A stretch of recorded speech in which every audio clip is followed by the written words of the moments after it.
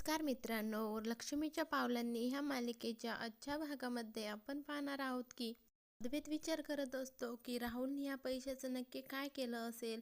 माझं आणि आईचं गेल्या महिन्याभरापासून लग्नाच्या मध्ये राहूनच गेलं लक्ष द्यायचं. अद्वैत म्हणत होता की राहुल लग्नाच्या वेळेस जयपूरला गेला होता. तो म्हणत होता की सिच्युएशन अंडर कंट्रोल आहे. मी पण त्याच्यावर विश्वास ठेवला आणि मी त्याच्यावर इम्प्रेस देखील झालो होतो.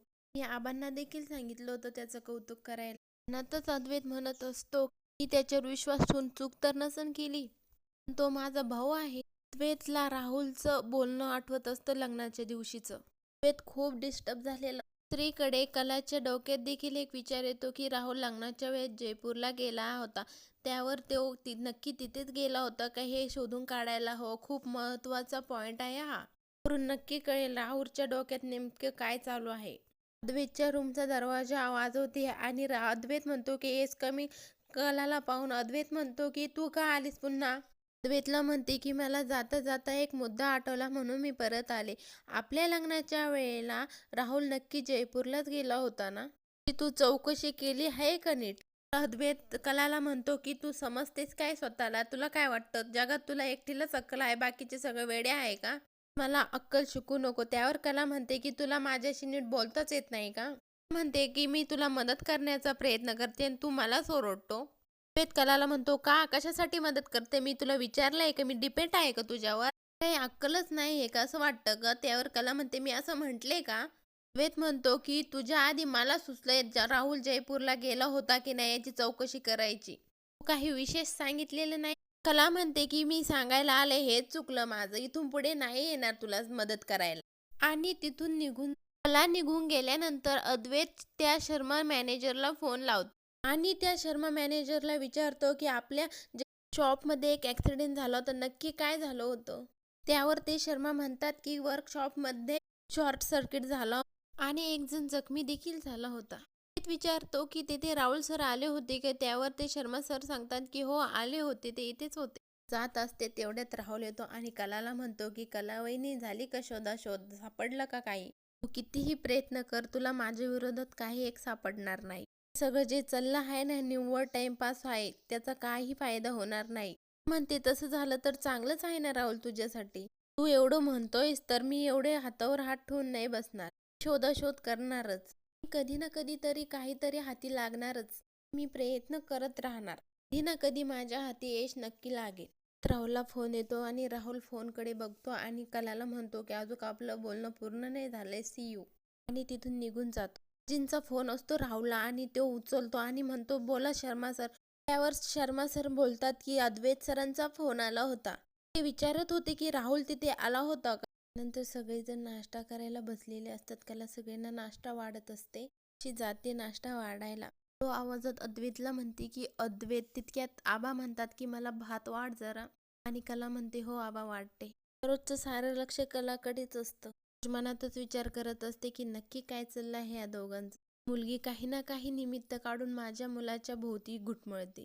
सरोजला विचारते सरोज मॅडम मी तुम्हाला काही वाढू का. कलाला म्हणते की नाही नको. अद्वैत नाश्ता करून तिथून निघून जातो. दुसरीकडे रोहिणी रूममध्ये बसलेली असते. राहुल तिथे येतो आणि म्हणतो की मम्मा ती कला आहे ना माझ्या खूप डोक्यात जाते हा. त्यावर रोहिणी म्हणते की काय झालं, काय संबंध. त्यावर राहुल म्हणतो की तिचा काही संबंध नसताना ती माझ्यावर लक्ष ठेवून आहे. माझ्या विरोधात जाऊन ती अद्वैतचे कान भरते. आता देखील तिने बिझनेस अकाउंटची उलट तपासणी केली तिच्या सांगण्यावरून. रोहिणी लगेच उठते आणि म्हणते काय कलाच्या सांगण्यावरून अद्वैतने तुझी उलट तपासणी केली. मला हेच व्हायला नको. तुला मी सांगत होते की त्या दोघांना एकत्र येऊन देऊ नकोस. त्यावर राहुल म्हणतो की मम्मा मुद्दा तो नाहीच आहे. तो माझ्या हात धुवून मागे लागली आहे आणि होळीपासून तर जास्तीच. त्यावेळेस रोहिणी राहुलला विचारते की का होळीच्या दिवशी असं काय झालं. राहुल म्हणतो की मम्मा तुला आठवतं का त्या होळीच्या दिवशी दोघं जण गायब झाले होते. त्यावेळेस त्यांच्या दोघांमध्ये काहीतरी बोलणं झालं असेल आणि तेव्हापासूनच ती माझ्या बरोबर विचित्र वागते.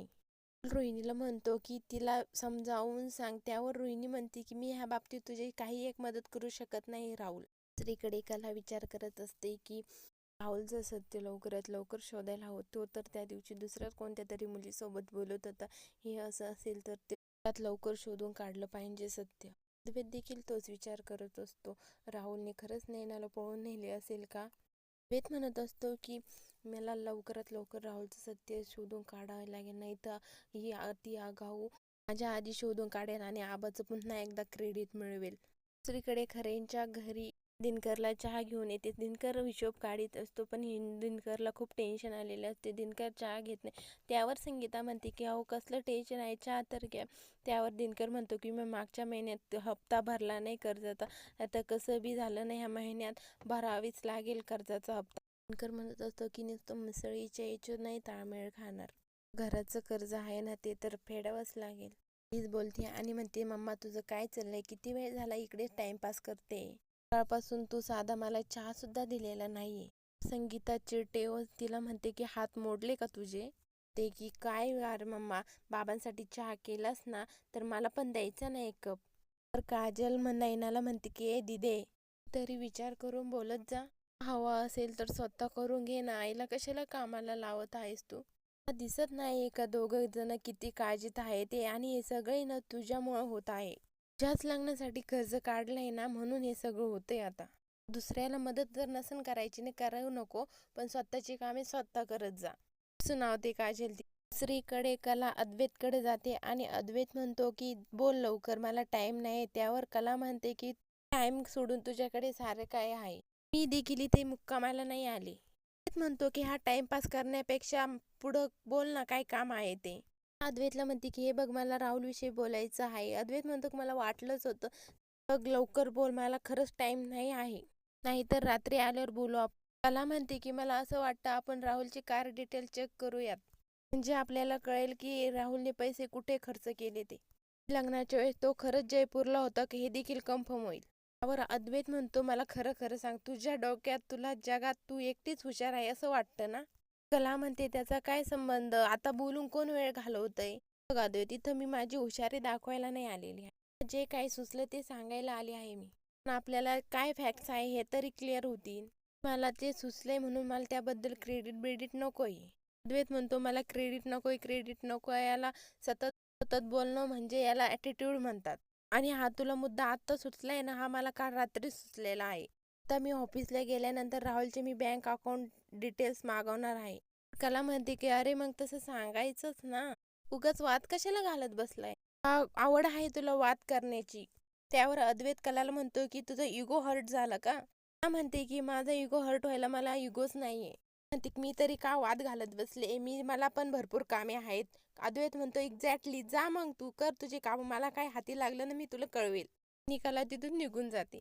आल्यानंतर सरोज भेटते तिला. त्यावर सरोज तिला म्हणते काय चाललं आहे तुझं, अद्वैतच्या रूम मधून बाहेर आले आहेस ना, काम होतं तुझं अद्वैतकडे? म्हणते की इस्त्रीचे कपडे ठेवायला गेले होते ना, मागाशी आले होते ना, अंजूला काम होतं त्यामुळे मीच गेले होते घेऊन. म्हणते माझं बरोबर लक्ष आहे तुझ्याकडे, अद्वैतच्या रूम मध्ये जाण्यासाठी कारण शोधते ना, इस्त्री बिस्त्रीची कारण मला नाही द्यायची. मला म्हणते की हो मॅडम मी उगाच कारण नाही देते, खरंच काम होतं माझं महत्वाचं, गेले होते मी उगाच त्याच्या खोलीमध्ये का जाईल, आणि तिथून निघून जाते. विचार करत असते की ह्या मुलीचं नक्कीच काहीतरी चालू आहे. अद्वैतच्या रूम पर्यंत जायची हिंमत केली तिने. तिकडे अद्वैत पेढीवर येतो, कॉल करून आकांक्षाला बोलून घेतो. आकांक्षाला विचारतो की राहुल सर आले आहेत का ऑफिसमध्ये? तर आकांक्षा म्हणते नाही राहुल सर नाही आलेत, त्यांनी सांगितलं की ते जरा उशिरा येणार आहेत. की जा तू, मी बघतो. विचार करतो की राहुल आता त्याच्या केबिन मध्ये नाही, आता खूप छान संधी आहे त्याची बँक डिटेल चेक करण्याची. कॅबिन मध्ये जातो आणि शोधाशोध करत असतो. तेवढ्यात राहुल येतो आणि राहुल अद्वैतला म्हणतो की ब्रो तू इथे. त्यावर अद्वैत म्हणतो की तुझ्याकडे सेलिब्रिटी डिझाईनचे डिटेल्स आहे ना, आणि अद्वैत निघून जातो. आणि राहुल विचार करतो ब्रो तू इथे किती शोधाशोध केली, तुला जे हवंय ना ते इथे आल्यानंतर अद्वैत कलाच्या रूम मध्ये जातो. त्यावर कला त्याला विचारते की मिळाले का डिटेल? त्यावर अद्वैत म्हणतो की नाही. अद्वैत कलाला म्हणतो की आपल्या बोलण्यामुळे राहुल सावध झाला आहे. अद्वैतला कलाच्या रूम मध्ये बाहेर निघताना सरोज बघते आणि सरोज मनातच विचार करते की ह्या दोघांचं काय चालू आहे नक्की. भागाच्या डेली अपडेट पाहण्यासाठी शिवानी मराठी चॅनलला सबस्क्राईब करा, शेअर करा, लाईक करा. धन्यवाद.